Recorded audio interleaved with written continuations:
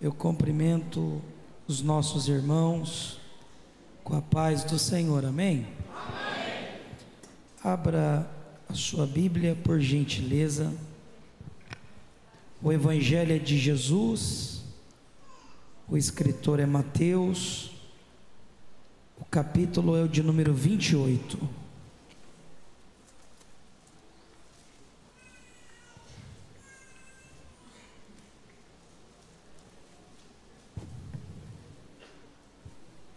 Capítulo de número 28, faremos a leitura a partir do versículo de número 1.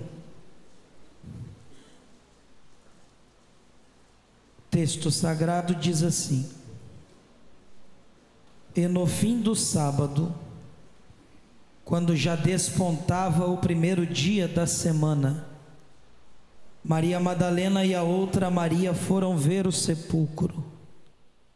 E eis que houvera um grande terremoto, porque um anjo do Senhor, descendo do céu, chegou removendo a pedra e sentou-se sobre ela. Seu aspecto era como de um relâmpago e suas vestes branquíssimas como a neve. Os guardas, com medo dele, ficaram muito assombrados e caíram como mortos. Mas o anjo respondendo disse às mulheres: Não tenhais medo, eu sei que buscais a Jesus que foi crucificado. Ele não está aqui, porque já ressuscitou, como ele mesmo havia dito. E depois, imediatamente, e dizei aos discípulos que já ressuscitou dentre os mortos.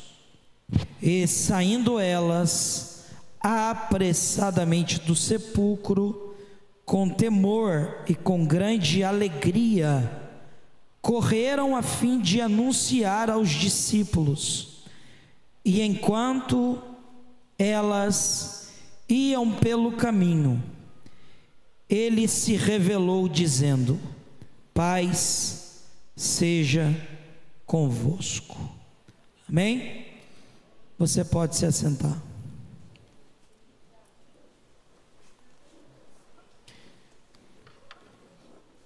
Eu quero expressar a minha gratidão a Deus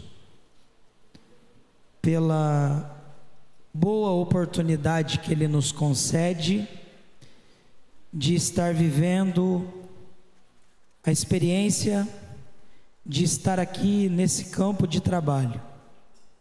Quero agradecer a Deus pela vida do pastor Emanuel Júnior, que se tornou um amigo, e também a pastora Carol, que fez um bolo para mim no dia do meu aniversário.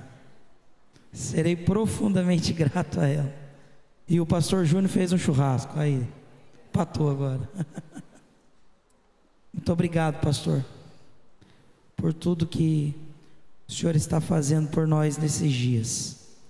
Também quero agradecer a Deus pelo privilégio honroso de estar acompanhando o meu pastor presidente, pastor Ramon, bem como a sua esposa, irmã Andréia. É sempre uma alegria muito grande, e o pastor Ramon é meu elemento surpresa. Quando ele está junto, dá tudo certo, porque a oração dele é forte. Eu sou grato a Deus pela vida do meu pastor, que tem nos acompanhado já há algum tempo. E eu sou grato a Deus pela vida dele, e também pela vida da minha esposa, que é um instrumento de Deus, que também tem se dedicado ao ministério da palavra. E é uma alegria muito grande estar aqui com os irmãos. Rever o pastor Marcelo, esse amigo que Deus apresentou. Que Deus possa abençoar o senhor e a sua família. Meus irmãos, uma das formas que Deus tem usado a nossa vida para servir a igreja é escrevendo algumas coisas. Deus me deu a alegria de escrever alguns livros, mas o único livro que eu quero apresentar nessa noite é o livro O Poder da Vida devocional, poder extraordinário da vida devocional. Esse livro tem apenas 10 dias. Eu escrevi esse livro juntamente com a minha esposa. Nesse livro nós falamos o que é e o que não é vida devocional. Nós falamos sobre o poder extraordinário de cultivar um relacionamento sadio com Deus. Qual o poder do quarto? Qual o poder de uma vida de oração? Qual o poder que as Escrituras podem nutrir na nossa vida diariamente? Além disso tudo, nós também disponibilizamos 50 estudos que podem possibilitar crescimento para a sua vida devocional. Ali no final você pode nos ajudar. Qualquer um dos nossos livros é R$40. E se você quiser comprar o kit, você pagará apenas R$100 e certamente te abençoará. Amém? O capítulo de número 28 do Evangelho de Mateus está dentro das narrativas que compõem os assuntos relacionados à ressurreição de Cristo. Todos os evangelistas concordam que este é o momento mais extraordinário da fé cristã. Uma vez que a ressurreição, ela traduzida na narrativa bíblica, ela é apresentada como uma notícia, dada como uma boa nova. A ênfase do Evangelho está registrada na notícia que é apresentada às mulheres. Inicialmente, essa notícia, ela sem dúvidas nenhuma passou por alguns critérios.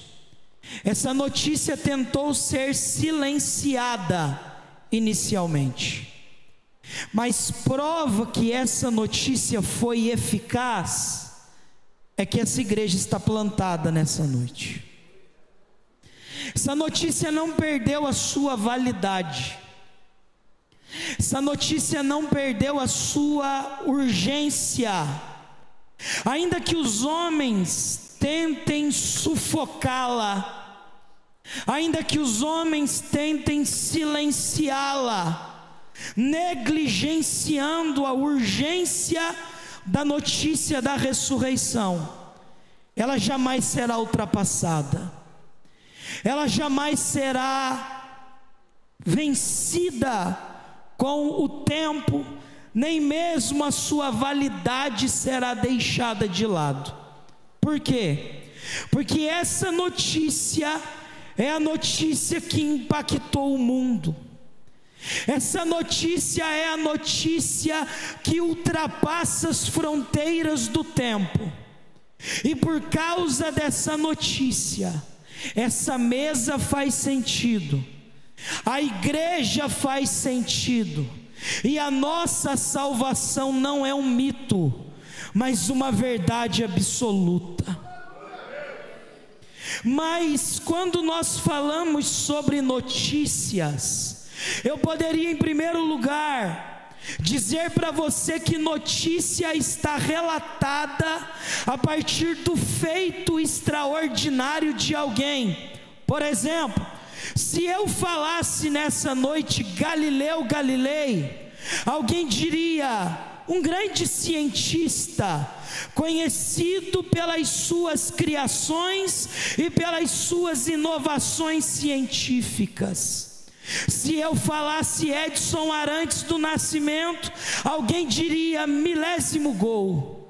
Mas essas notícias, por mais que elas alcançaram níveis urgentes de comunicação, essas notícias não são capazes de revolucionar o mundo. Mas se eu falar nessa noite, túmulo vazio e Jesus está vivo, essa notícia gera alegria e salvação. Porque essa notícia não fica envelhecida, essa notícia não é ultrapassada, E por mais que os sistemas tentem escravizar essa notícia, é por causa dessa notícia que essa igreja se mantém há 50 anos, pujante, vitoriosa, porque ela crê que daqui a pouco o céu se abrirá e o Cristo que venceu a morte descerá gloriosamente e todo olho verá assim como Ele é.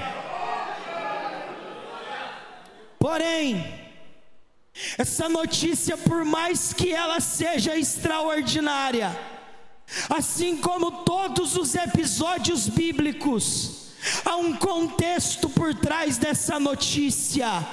A sexta-feira, o dia que teológica, historicamente e biblicamente é conhecido como dia da humilhação, como dia da crucificação.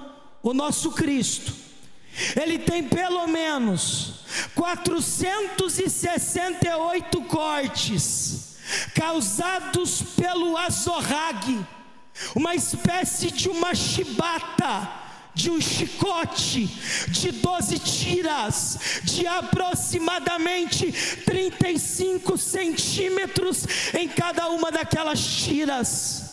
Nas suas pontas, ossos de animais, fragmentos de metal pontiagudo, que proporcionava ao carrasco imediatamente 12 flagelos.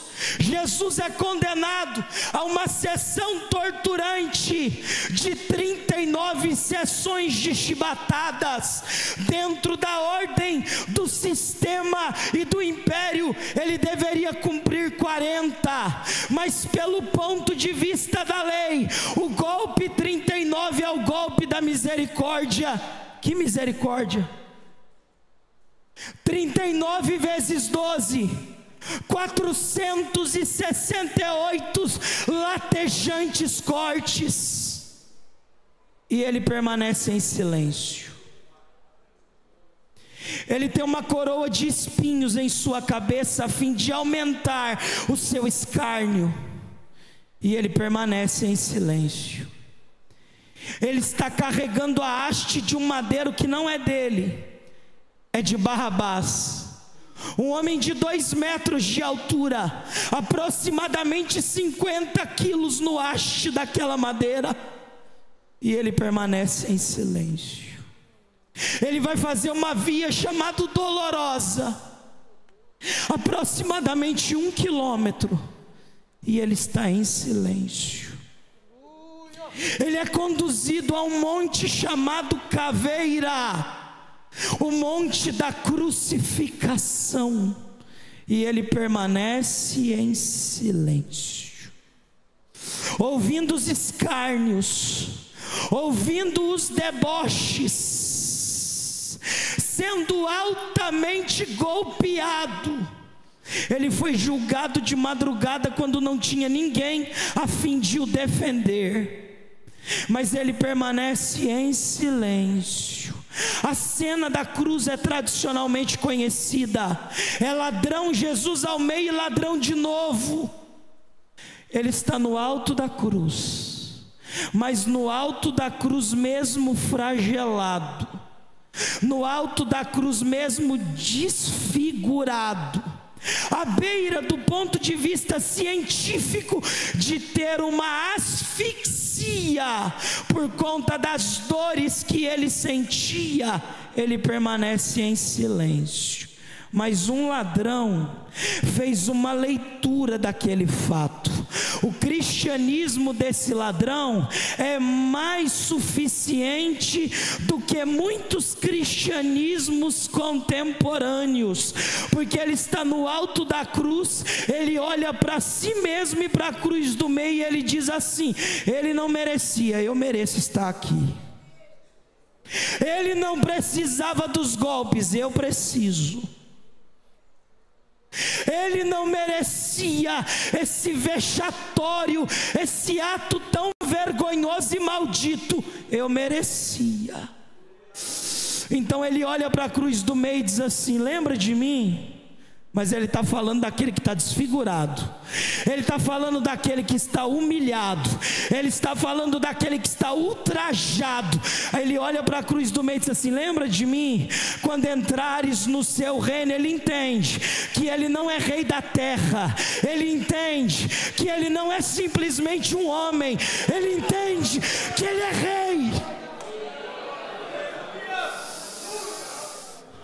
Lembra de mim quando entrares no seu reino. Aí Jesus dá uma aula naquele dia, e Jesus vai deixar a religiosidade completamente desviada naquele momento, que ele vai olhar para o ladrão e vai dizer assim para ele: eu vou inaugurar o paraíso agora, e eu vou inaugurar o paraíso com um ex-ladrão, para provar para a humanidade que se eu quiser salvar, eu salvo quem eu quiser.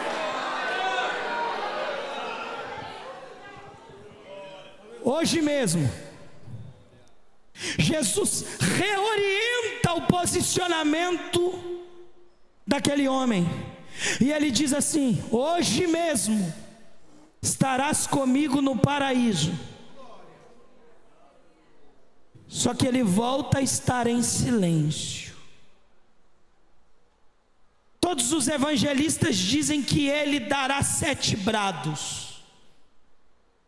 Os escritos mais fiéis, todos os comentaristas exploram esses gritos, mas dentre um desses, próximo da hora crucial, próximo da hora fatal, em que uma lança vai ultrapassar o seu corpo, seu sangue ainda vai esvair-se ainda mais, ele brada: Pai, perdoa-os, porque eles não sabem o que faz. Ele está dizendo naquele momento: ao invés de clamar ao céu pelo senso de justiça, eu estou clamando pela revelação do perdão, e eu estou inaugurando a partir de agora o perdão da humanidade, não pelo dente por dente e osso por osso, mas eu estou revelando a justiça perdoadora, porque eles mereciam todo esse sacrifício, mas eu estou no lugar deles dizendo: é por causa da igreja, é por causa da igreja. Naquele momento, ele ainda vai dizer: Pai, está consumado. A expressão tetelestai é uma expressão que dentro do direito, ela implica o cancelamento da dívida. Naquele momento Jesus estava dizendo: a dívida está definitivamente paga. Naquele momento ele está dizendo: a cédula está definitivamente quitada. Jesus estava dizendo: Pai, não resta mais nenhuma dívida, e a quitação é o meu sangue, que será pela igreja celebrado, que será pela igreja marca vitoriosa, porque a igreja não vai lutar mais com a mão, a igreja vai lutar dizendo: é pelo sangue que quitou a dívida, que eu sou mais do que vencedor. Naquele momento ele está dizendo: é pelo meu sangue que a dívida está quitada. Só que aquele grito, ele não fica circulando apenas aquele monte geograficamente. Aquele grito ultrapassa as fronteiras do templo e literalmente entra dentro do templo. E no templo tinha um véu que na tradição separava a adoração, e só uma vez por ano aquele véu era levantado, e quem tinha função poderia acessar o ambiente. Em outras palavras, a adoração era comprometida pelo véu. Só que aquele grito foi tão altissonante que ele vem ultrapassando as fronteiras do templo. Ele entra dentro do templo, e naquele dia não teve costureira na terra que foi capaz de manter aquele véu altamente costurado. Por quê? Porque a Bíblia diz que o véu se rasgou de alto a baixo. E véu rasgado é acesso liberado. Então você não dá glória porque alguém pede, você não dá glória porque alguém manda, você dá glória porque o véu está rasgado e o acesso.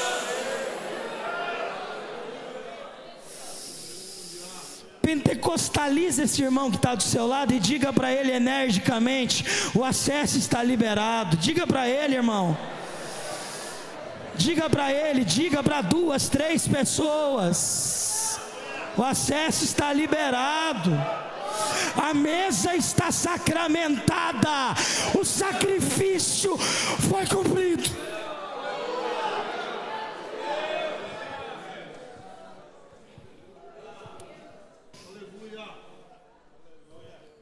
Mas às 3 horas, o texto diz assim: e Jesus expirou. Um silêncio estarrecedor na humanidade. A dor era tanta que o Pai não quis olhar para a cruz naquele momento. Alguém canta que naquele momento o inferno fazia festa, fazia nada. Um silêncio. Sexta-feira, o nosso Cristo foi vencido naquele momento pela ultraje força da morte. No sábado, ele é colocado dentro de um sepulcro emprestado. Já que é apenas um final de semana, para que comprar um túmulo novo? Mas domingo pela manhã, 5:30 da manhã aproximadamente, as mulheres precisam sair bem cedo, porque Jesus não morreu como um herói, ele morre como um impostor. Por quê? Porque ele afrontou um sistema dizendo que ele simplesmente preferia amar. Ele amou gente que a religião não amava. Ele perdoou gente que Roma não perdoava. Ele preferiu sentar na mesa de gente que Roma dizia assim: mata. Ele sentou na mesa que a religiosidade dizia: maldito.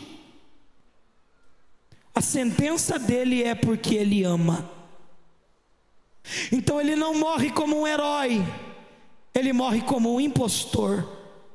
Então naquele dia não havia nenhum edito de cordialidade dizendo que Jesus receberia tratamentos generosos por parte dos seus familiares em celebração ao seu corpo. As mulheres, sabendo disso, compraram especiarias novas, toalhas novas. Em outras palavras, o investimento foi desnecessário. Elas estão indo em direção ao sepulcro, e eu imagino uma dizendo para a outra: toalha está aqui, especiaria também, mas quem vai remover a pedra? 2 toneladas, anelada pelo imperador. Segundo o Dr. Josh McDowell, precisava naquele dia de pelo menos 12 homens para colocar a pedra no trilho a fim de removê-la. Não tinha cordialidade, não tinha prestação generosa, não tinha edito por parte da religião de prestação honrosa. Então as mulheres estão dizendo: toalha está aqui, especiarias também, é para ir para o túmulo, eu estou pronto, mas quem vai remover a pedra? Só que enquanto elas estão indo em direção ao sepulcro, elas nem chegaram ainda. Esse é o detalhe. O texto diz mais ou menos assim. Eu imagino o diálogo delas dizendo uma para outra: Herodes não vai remover, Pilatos já lavou até as mãos, sentou na cadeira de balanço para ver no que vai dar. Anás e Caifás, representantes da religião, estão debochando disso aqui. Só que naquele dia a cena é mais ou menos essa: quando a terra não resolve, o céu entra em ação. Porque a igreja nunca dependeu da terra para nada. A igreja nunca dependeu das forças da terra para nada. A igreja nunca dependeu das canetadas para nada. Porque se a gente esperasse alguma coisa de lá, a gente sabe que sempre acaba em pizza, sempre acaba em vergonha, em deboche. Mas naquele dia, antes das mulheres chegarem, elas nem sabem ainda. Uma ordem foi dada no céu. E enquanto elas estão indo dizendo: quem vai remover a pedra? Quem vai remover a pedra? Quem vai remover a pedra? Quem vai remover a pedra? Naquele dia, um anjo está descendo do céu e elas nem viram nada disso. E enquanto aquele anjo está descendo, a Bíblia diz que a pedra foi removida. Jesus naquele dia não saiu pedindo ajuda para o anjo, mas ele saiu dizendo: estou vivo, estou vivo, estou vivo. Só que olha para esse irmão que está do seu lado e diz assim: elas nem tinham chegado ainda. Então já prepara a profecia na ponta da língua, agora com a mão levantada. Se a terra não resolve, o céu resolve até aquilo que você não vê. O céu resolve aquilo que está causando temor. O céu resolve aquilo que está causando medo. Recebe essa palavra. Deus está trazendo essa verdade ao nosso coração. Descansa a alma, o céu vai resolver. Descansa teu coração, o céu vai chegar. A pedra que você não remove, o céu remove. A caneta que você precisa na terra, ela está descendo do céu. Deus colocou a mão. Deus coloca as mãos em cenários que nós não somos capazes de resolver. As mulheres estão indo, e quando elas chegam, o texto é muito claro: a pedra já estava removida. E não só removida, mas o anjo está sentado em cima da pedra. E o anjo tem saudação de bem-vindo para as mulheres. Eu sei que vocês vieram encontrar o falecido da sexta-feira, o corpo cadavérico pelos sinais de Roma, mas pode conferir se quiser, ele não está aqui, porque ele já ressuscitou.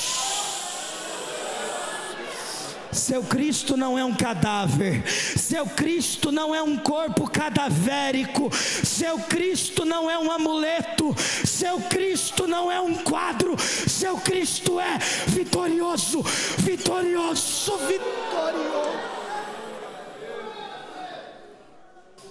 Naquele dia, algumas coisas foram desconstruídas. Em primeiro lugar, foi desconstruído naquele dia a máxima de que ele seria uma lenda, porque as mulheres vão ao sepulcro a fim de cumprir o rito de purificação de odor do cadáver. Mas quando elas chegaram lá, elas descobriram que ele não era apenas uma tradição, ele é o Cristo que venceu a morte. Em segundo lugar, as mulheres descobriram naquele dia que o Cristo que elas servem é maior do que o império da morte, porque elas estão indo a fim de encontrar um corpo cadavérico, mas elas vão voltar pelo caminho em terceiro lugar com uma mensagem nova. Eu não sei como você chegou, mas eu quero profetizar mensagem nova na tua boca. Você vai voltar dizendo: Ele está vivo, Ele está vivo, Ele está vivo. Por que eu prego esse Cristo com tanta veemência? Porque quando nós falamos do Cristo que venceu a morte, nós estamos falando do continuismo da nossa fé. Algumas pessoas tendem a esgotar essa mensagem. Por quê? Porque elas querem dizer que os sinais se esgotaram. Elas querem dizer, a partir de uma teologia, como diz um pastor conhecido da nação, uma teologia ensaboada, mentirosa, falcatruosa, que esses sinais já não perduram mais os nossos dias. Mas eu não preciso contar testemunho de outra pessoa para te edificar. Eu posso contar o que o Cristo que venceu a morte fez na minha vida. Onde eu já me emocionei muito ouvindo o testemunho da irmã Gillian, porque a gente é sobrevivente, irmão, e só sobrevivente sabe o que é estar no altar. No ano de 1998, os médicos chamaram o meu pai, que é pastor na Assembleia de Deus, piedoso, crente. A minha mãe já descansa no Senhor, mulher que a única coisa que ela tinha era joelho.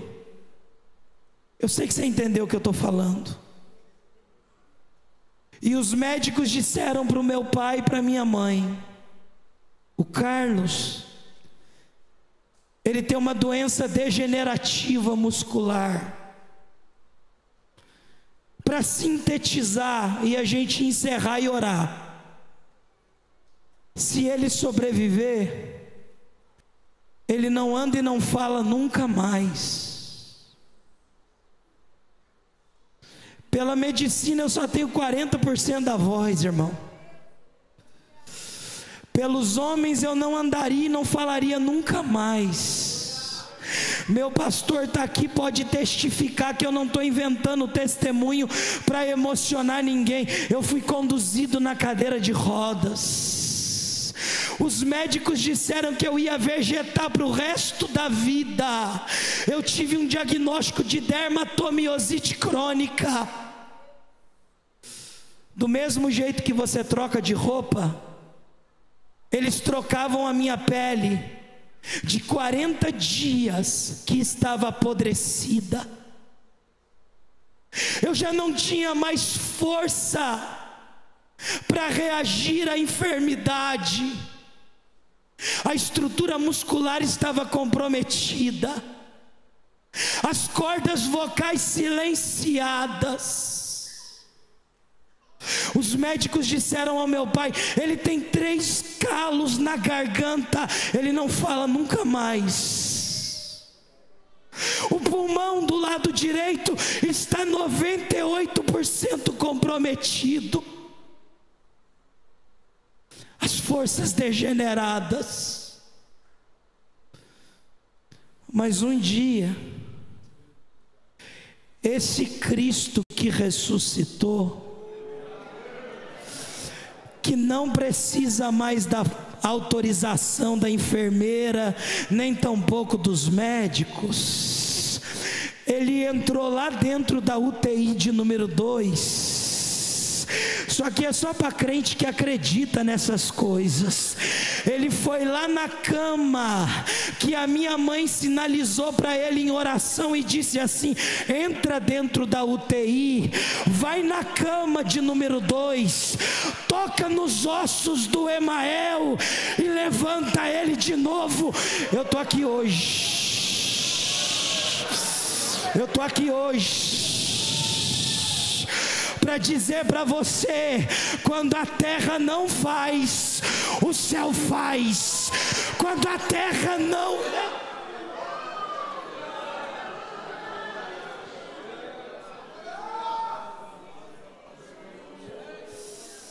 Concluí minha faculdade, a gente tem contribuído escrevendo algumas coisinhas, até casar eu casei, irmão, porque quando Ele faz, Ele completa.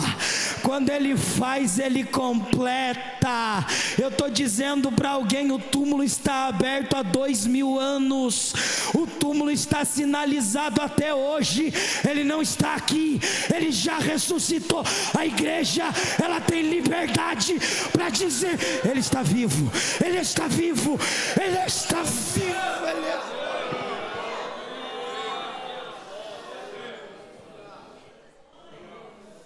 As mulheres, quando ouvem o que os anjos disseram, duas coisas. Em primeiro lugar, a Bíblia diz que elas temeram, porque é impossível